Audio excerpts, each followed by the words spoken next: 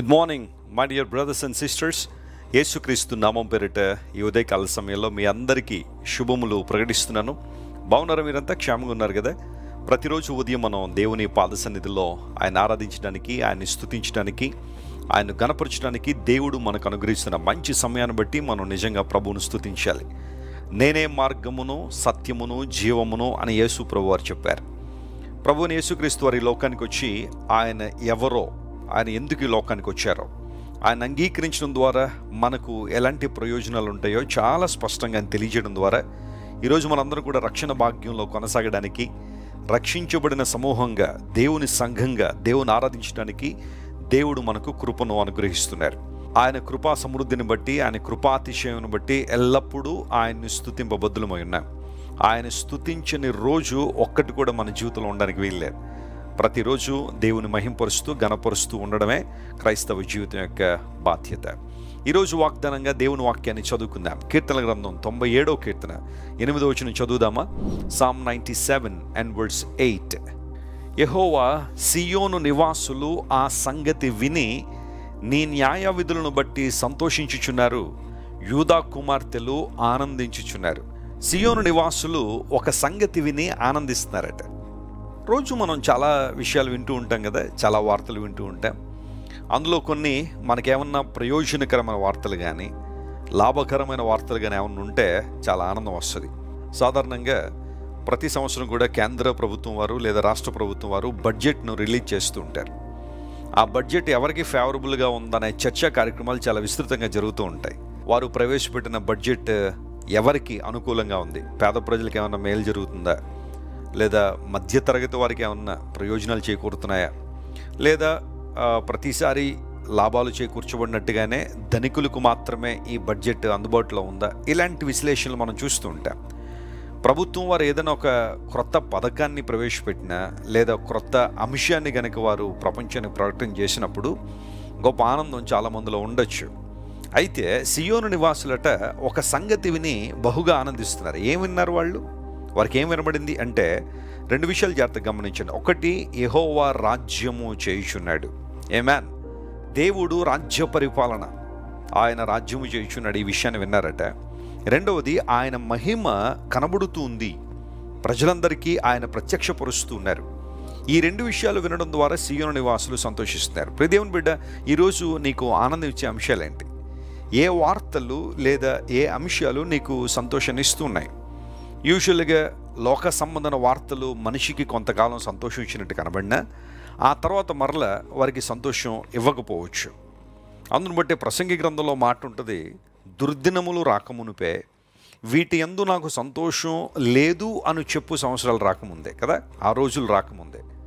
అంటే ఏదైతే ఈరోజు నీకు ఆనందంగా ఉందో రేపొద్దున్న అది ఆనందం ఇవ్వకపోవచ్చు. ఈరోజు నీకు సంతోషం అనిపించేవి ఒక వారం తర్వాత, ఒక నెల తర్వాత, లేదా ఒక సీజన్ తర్వాత నీకు ఆనందాన్ని ఇవ్వకపోవచ్చు.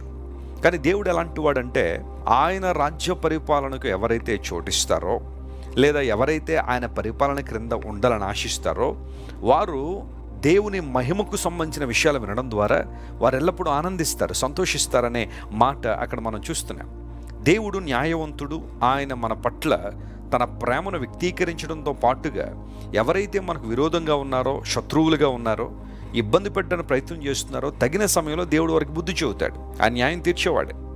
అయితే దేవుని ప్రేమను అనుభవిస్తున్న మనందరం కూడా దేవుని స్తుతిస్తూ మనం ముందు కొనసాగినప్పుడు గొప్ప ఆనందాన్ని, సంతోషాన్ని మనం అనుభవిస్తాం. ప్రియ దేవుని బిడ్డ, ఒకసారి విను. ఈరోజు బహుశా నువ్వు దుఃఖంలో ఉన్నావేమో, కన్నీరు ఏరులై పారుతుందేమో, నీ సమస్యను ఎవరికి చెప్పుకున్నా బహుశా వాళ్ళకి అర్థం కావట్లేదేమో. ఇంతవరకు నీ చేతుల్లో పెరిగిన నీ పిల్లలే ఈరోజు నీకు వ్యతిరేకంగా మాట్లాడుతూ, నిన్ను ద్వేషిస్తూ, నిన్ను దూషిస్తూ, ఇక నువ్వు నాకు అక్కర్లేదు అని సొంత మార్గాల్లో వారు ప్రయాణం చేయడానికి ఇష్టపడుతున్నారేమో. లేదా ఇంతవరకు నువ్వు తల్లిదండ్రుల్ని చాలా చక్కగా రెస్పెక్ట్ చేశావు, లేదా వారిని బాగా చూసుకున్నావు, వారు ఏదో ఒక విషయంలో నిన్ను ప్రతిసారి గాయపరుస్తూ ఉండొచ్చేమో. భార్యాభర్తలు మధ్యలో విభేదాలు, తల్లిదండ్రులకి పిల్లలకు మధ్య విభేదాలు, ఎక్కడ చూసినా ఈ రోజున అశాంతి, అసమాధానం, దుఃఖము ఏలుబడి చేస్తున్న ఈ ప్రపంచంలో నిజంగా నువ్వు ఆనందించాలంటే నువ్వు మొట్టమొదటిగా సియోను నివాసిగా ఉండాలి. ఐగుప్తు నివాసము వేరు, సియోను నివాసం వేరు. ఇశ్రాయేలు ప్రజలు ఐగుప్తు దేశంలో బానిసలుగా ఉన్నంతకాలం, మట్టి పనిలోనూ, పొలముల పనిలోనూ, జిగటమంటి పనిలోనూ వారు కఠినమైన సేవ చేస్తున్నప్పుడు ఆనందించలేకపోయారు, సంతోషించలేకపోయారు. పాప బానిసత్వం ఎప్పుడూ మనిషికి ఆనందాన్ని ఇవ్వదు. ప్రారంభంలో కొంచెం ఆనందంగా అనిపించచ్చు, కానీ రాను రాను ఒక భయంకరమైన బంధకముగా, భయంకరమైన అణిచివేతకు గురయ్యే పరిస్థితుల్లోకి మనిషి వెళ్ళిపోతున్నాడు. కానీ ప్రభు ఇచ్చే ఆనందం ఎంత గొప్పది అంటే సదాకాలము దేవునిలో ఆనందించే కృప. ఈరోజు నేను మనస్ఫూర్తిగా ఆశిస్తున్నాను, నువ్వు దేవునిలో ఆనందించాలి, పరిశుద్ధాత్మలో నువ్వు ఆనందించాలి, దేవుని మార్గములో నువ్వు ఆనందించాలి. దేవుని వాక్యం చదవడంలో, ప్రార్థించడంలో, సహవాసాన్ని ప్రేమించడంలో, దేవుని మందిరానికి రావడంలో, దేవుని సేవను ప్రోత్సహించడంలో నువ్వు ఆనందించే వ్యక్తిగా ఉండాలి. అది నిజమైన, స్థిరమైన, నిశ్చలమైన ఆనందం, పోయేది కాదు. యోధా కుమార్తెలు ఆనందిస్తున్నారని అక్కడ ఆ పర్టికులర్ వర్స్లో ఆనందించుట అనే ఆ మాటకు హిబ్రూలో గీల్ అనే పదం వాడారు. దానికి అర్థం ఏంటంటే స్పిన్నింగ్ అరౌండ్ అని. చూడండి, కొన్నిసార్లు క్రింద పడి దొర్లి నవ్వుతారు చూసారా, అలాంటి అనుభవం అన్నమాట. ఎక్సెస్ జాయ్, ఉన్నతమైన ఆనందం. అలాంటి ఆనందంలో కొనసాగాలనే పరిశుద్ధాత్మ దేవుడు ఆశిస్తున్నాడు. ఈరోజు నీ జీవితం ఎలా ఉన్నప్పటికీ కూడా ప్రభువుకి నీ జీవితాన్ని అప్పగించు. సియోను నివాసిగా దేవుని స్వరాన్ని వినే వ్యక్తిగా నువ్వు ఉంటే అద్భుతాలు నీ జీవితంలో జరుగుతాయి. దేవుని సేవకునిగా నేను కూడా మీకోసం ప్రార్థన చేస్తున్నాను. మీరందరూ ప్రభువులో బలంగా ఎదగాలని, దేవుని వాగ్దానాల్లో మీరు ధైర్యాన్ని, ప్రోత్సాహాన్ని పొందుకోవాలని మీకోసం పట్టుదలగా ప్రార్థన చేస్తున్నాను. కళ్ళు మూసుకొని ప్రార్థన చేసుకుందాం. ప్రేమగల తండ్రి, ఈరోజు మీరు మాకు ఇచ్చిన వాగ్దానాన్ని బట్టి నీకు స్తోత్రాలు. సియోను నివాసులు నీవు రాజ్యము చేస్తున్నావని, నీ మహిమ ప్రత్యక్షపరచబడుతుందనే విషయాలు విని వారు ఆనందించారని, సంతోషించారని మేము విన్నాం. అవును ప్రభువా, మా ఆనందం, మా అతిశయం, మా ఆధారం సమస్తం నువ్వే. నీలోనే మేమందరం ఆనందించినట్లుగా నీ కృపను అనుగ్రహించండి. ఈరోజు ఎంతమంది అయితే మా ప్రియులు దుఃఖకరమైన పరిస్థితుల్లో ఉన్నారో, గాయపడిన హృదయాలతో ఉన్నారో, కృంగిపోయిన మనసులతో ఉన్నారో, వారందరినీ మీరే లేవనెత్తి నీ బలమైన హస్తాన్ని వారి మీద ఉంచి, నీ కనికరాన్ని వారి మీద ఉంచండి. ఎవరైతే దీర్ఘకాలిక వ్యాధులతో బాధపడుతున్నారో యేసు నామములో వారికి విడుదల ప్రకటిస్తున్నాను. స్వస్థతనివ్వండి, విడుదలివ్వండి. ఆర్థికంగా చితికిపోయిన వారిని లేవనెత్తండి. ఈ రోజంతట్లో మా ప్రియులను మీరే సంతోషపరిచి, ఆనందపరిచి, నామను మహింపరచుకోమని యేసు నామం పేరట అడిగి వేడుకొనిచున్నాం తండ్రి. Amen, amen. God bless you dear friends. Have a wonderful day. దేవుడు మిమ్మల్ని దీవించి బలపరచునుగాక. క్రైస్ట్ వర్షిప్ సెంటర్ ఓ బలమైన సంఘ ఉద్యమం. కొన్ని సంవత్సరాల క్రితం కేవలం 2 ప్రారంభించబడిన పరిచర్య నేడు ప్రపంచవ్యాప్తంగా లక్షలాది మందిని ప్రభావితం చేయుచున్నది.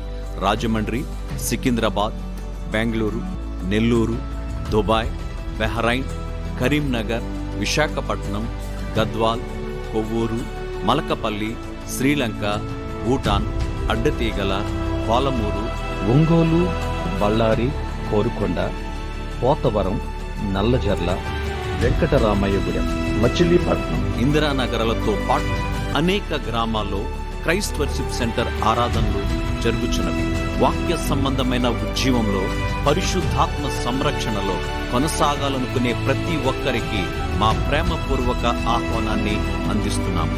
రండి, ఆత్మతో సత్యముతో ప్రభువైన యేసు క్రీస్తును ఆరాధిద్దాం.